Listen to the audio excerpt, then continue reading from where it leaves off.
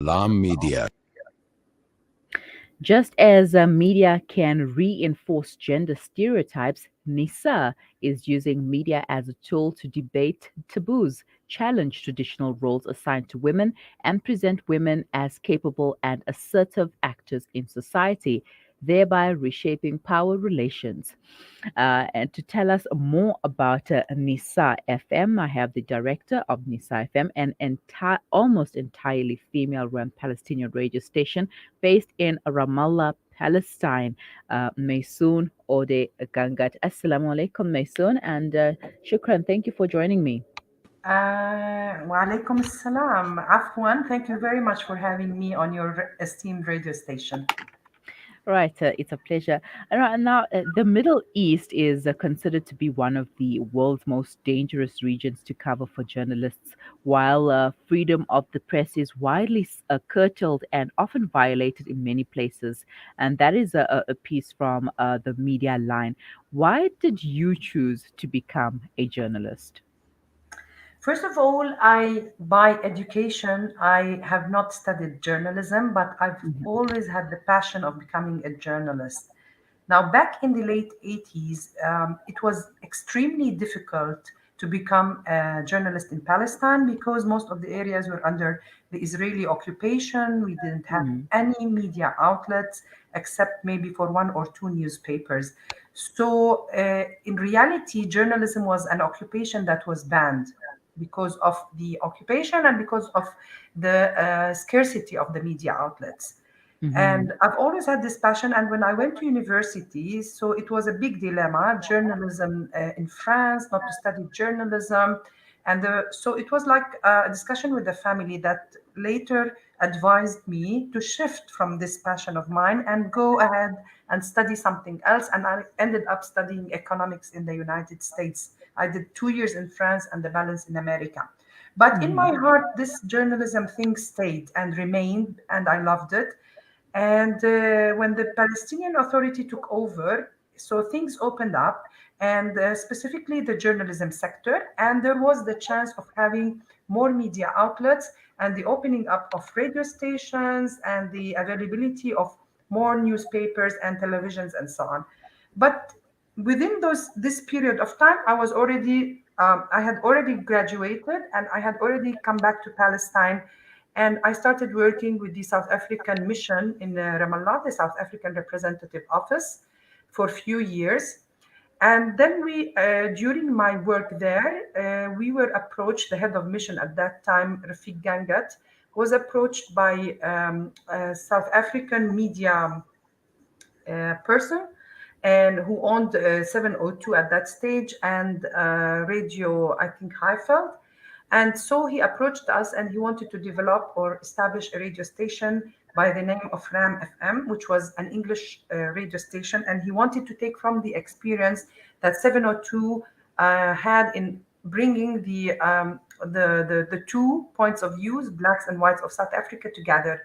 And he wanted to do the same for Palestinians and Israelis here. And so we set up the first English radio station, Ram FM, which was totally independent, totally based in Ramallah, but unfortunately it was doomed to failure. We end up in an Israeli prison, myself and few journalists from international backgrounds, and the Israelis closed it down. I am putting all this introduction into perspective to lead you Mhm. about Nisa FM. So 6 months later, after the closure of Ram FM, I was approached by my present partner, who is a Swiss philanthropist, Mhm.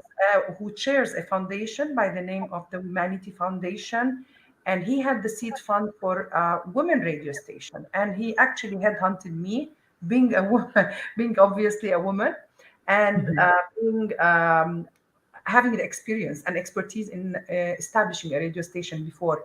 And so Ram FM closed down, but Nisa FM, after 6 months, the seed of Nisa FM was starting to develop.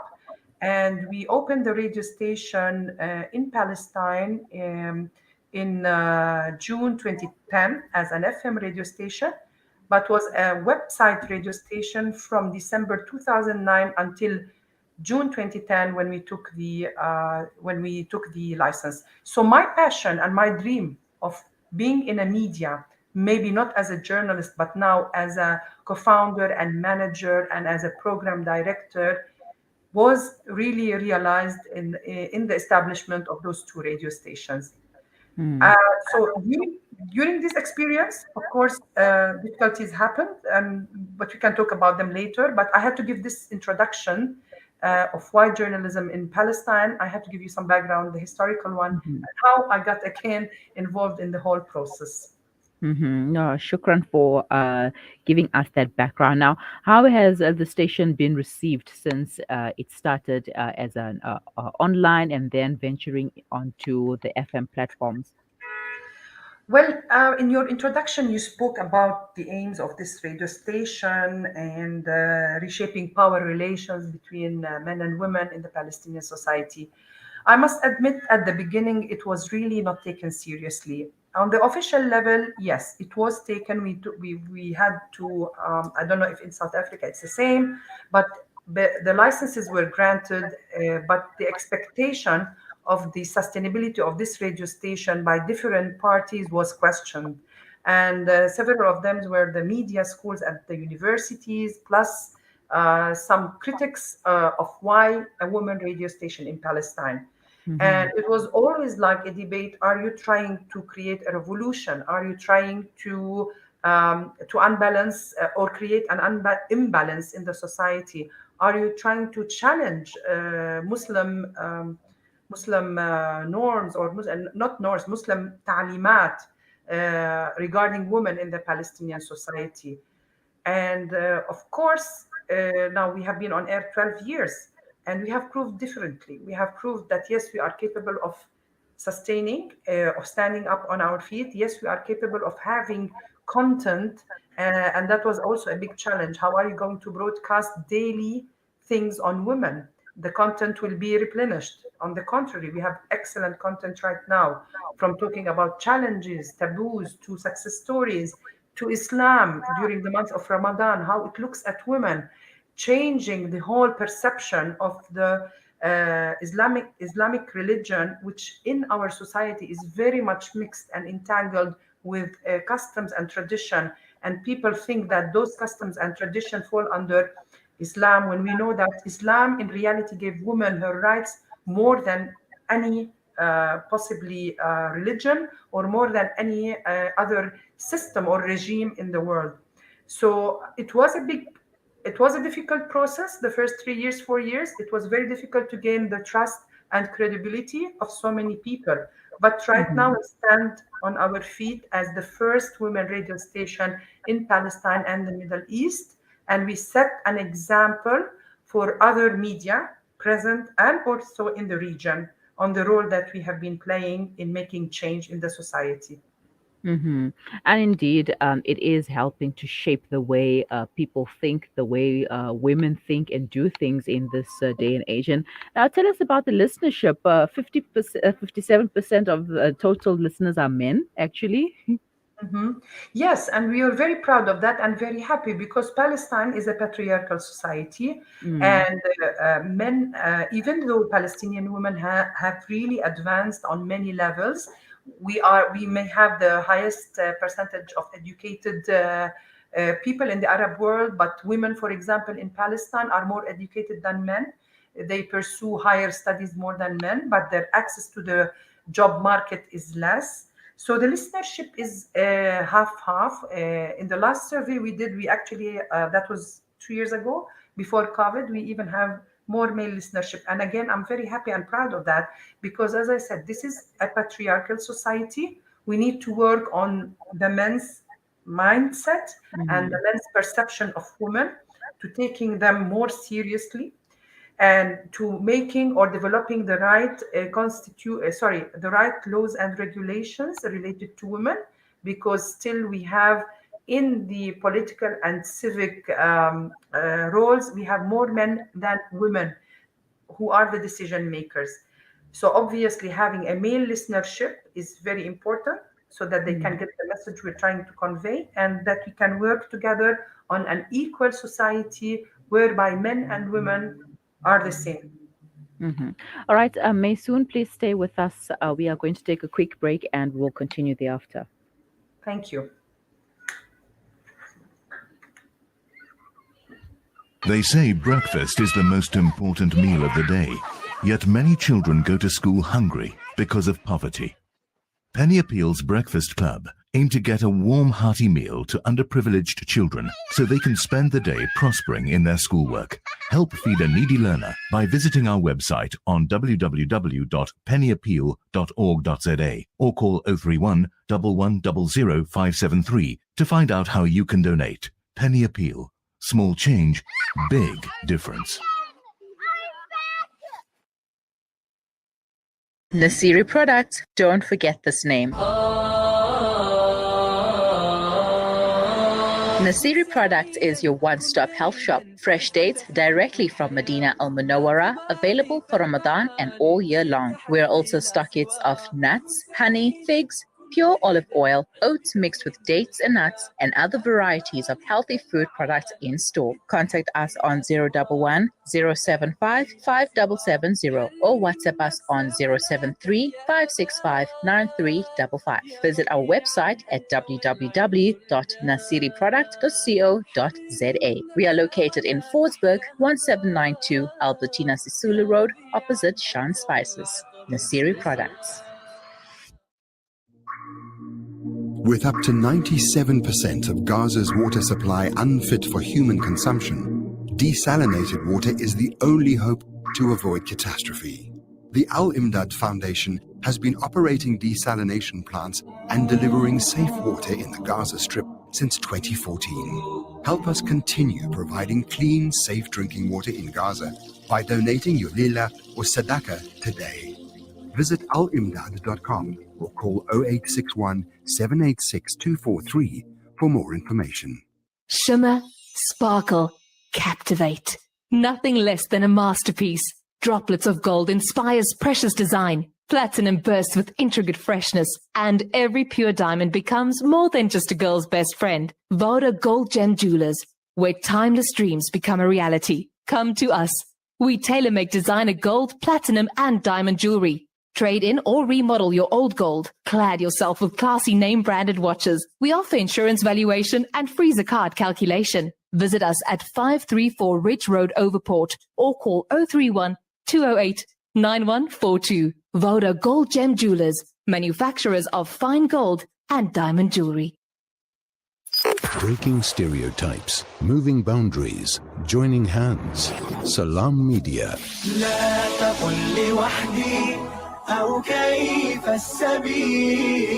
Humanity sets the agenda.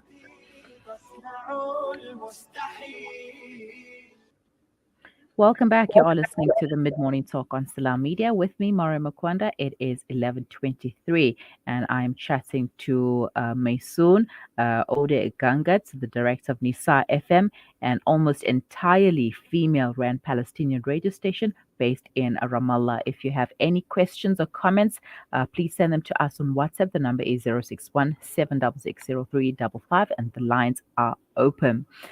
Nissa, which means woman in Arabic, has 3 radio frequencies across the Palestinian territories and a listenership of 126,000, or 10% of the total population. And Maysoun is still on the line to tell us more. Maysoun, shukran for staying with us. Now, how has Nissa FM been impacted by the violence between Palestine and Israel?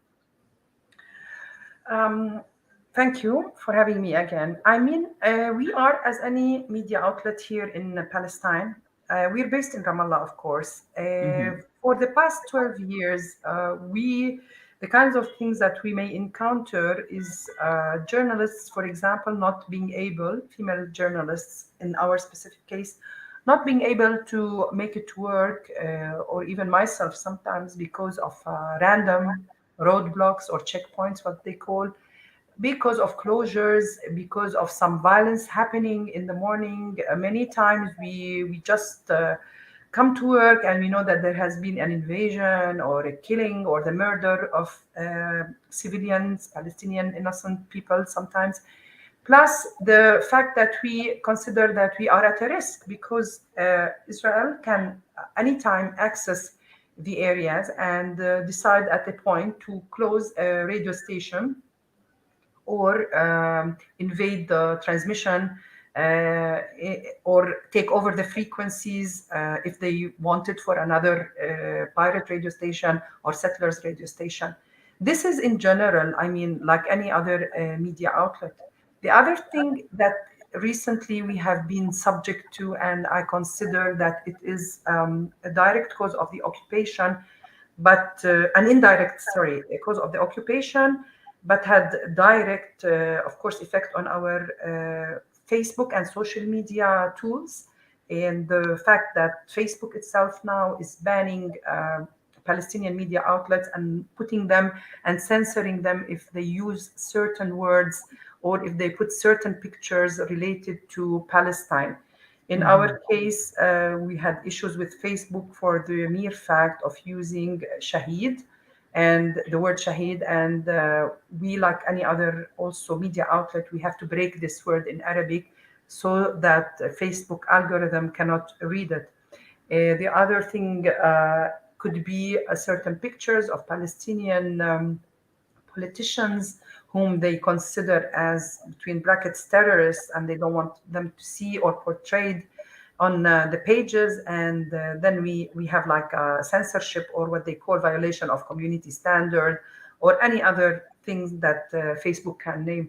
So what I am trying to say is that we may have on the ground some direct Israeli problems, but also indirectly through the social media tools and through the cyber world that we live under. And this is also a very horrible situation, because once you, as a radio station or a media outlet, you are banned from expressing and from supporting your community, this pulls you down, and this can give you lots of negative energy at your workplace. I mean, and how do you come back from all of that? I mean, you go to work on one day, and then a few days later, you can no longer go to work because of censorship, because of licenses being revoked, taken away, etc. And you need to continue running. You know, you need to still be able to get the shows going on. As they say, the show must go on. So how do you bounce back from that? Well, the licenses are in the hold of the Palestinian Authority, luckily. So we don't have the issues of revoking licenses in this case. What I'm talking about is accessibility to the workplace, if there are problems or invasion by the Israeli army and so on. But somehow we find our ways. This is journalism. This is what we work on here. It's a different kind of work environment on all levels. I mean, we go the day, and it is we start our work. Sometimes we don't know if we're going to make it to that work or not, but we try. Palestinians are very they have perseverance on all levels, whether men or women, and they always find ways. So I live in Jerusalem, for example, and I come to Ramallah on a daily basis, and it's always a difficult road to take. A trip of 10 to 15 minutes might take me an hour or an hour and a half. But there are always ways to find other venues to come through. And in the case of missing a presenter or a journalist on that day because she could not make it, if she lives in a village, surrounding village of Ramallah, then we always have a replacement. Now, the difficult part was with Facebook, to be honest, and still is. After having a page that was very popular, coming to 500,000 reach, and getting very successful, we are now like going very down in terms of followers. And you also know very well, I'm sure South Africa is the same, even though radio is still popular, but people still use social media as a tool to get their information and to access news. So this gave us a big pull down, and unfortunately we have reported a lot to Facebook about it. There hasn't been really a favorable answer for them. So on that level, when it comes to social media, I must say we really are in a bad situation. On the FM situation, we can always find alternatives. We can always find our ways. But I can give you also an example. We have a reporter in Gaza. For 12 years, we only saw her maybe one time. We didn't know her face for 7 or 8 years from her employment date. And one time she just popped in, she was lucky to get a permit to get outside the Gaza Strip. And so these are the kinds of things we face as media and journalism in this part of the world, in Palestine specifically, of course. And it gives it more and more challenging and environment. And you really have to keep the momentum going on with your team. As a manager, I find this extremely challenging to keep them going on with all the political, societal, and lately the COVID-19 problem to keep going on. But alhamdulillah, Allah gives us all. I always say this is a blessed land. Palestine is an ard mubarakah, which means a blessed land where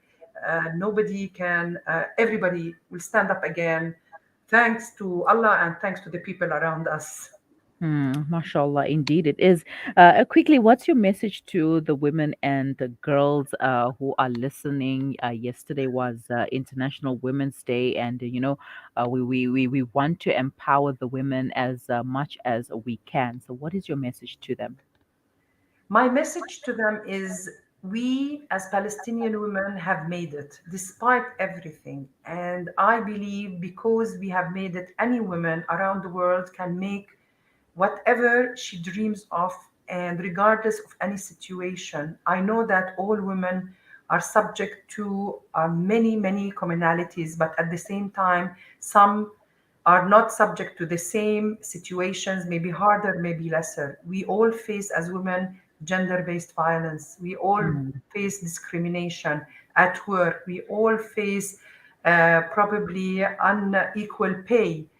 But each woman has to stand up, whether alone or I always believe in the group, the work of the group. And I know there is an African proverb right now, it cannot cross my mind, but working together as a group is always better. So I believe in women unity, whether on the community level or on the national or even regional or international level, to work together. Yes, we have, as I said, commonalities, and we have some how can I say, differences. For example, in this part of the world, in the Arab world, we may be more patriarchal, we may have less regulations and laws that are good for us. But in spite of that, we stand up, we struggle, we continue as media, as ministry, as NGO, as women in the rural and urban areas together. I believe that every woman can achieve her dream if she knows and trusts herself very well and the community around her. All right, Maysoun, shukran so much for your time and for joining us and to give us some insight on Nissa FM, as well as being a journalist in that part of the world. We wish you well going forward. عفوا, شكرا جزيلا, جزاكم الله خيرا, السلام عليكم. Thank you so much. Walaikum assalam wa rahmatullahi wa barakatuh. Maysoun Odeh Gangat, the director of Nissa FM, an almost all-female run Palestinian radio station based in Ramallah, Palestine. To share her journey with us. You can leave your comments in the comment section below, or send them to us on WhatsApp on 061 766 0355. It is 11:33. We will be right back.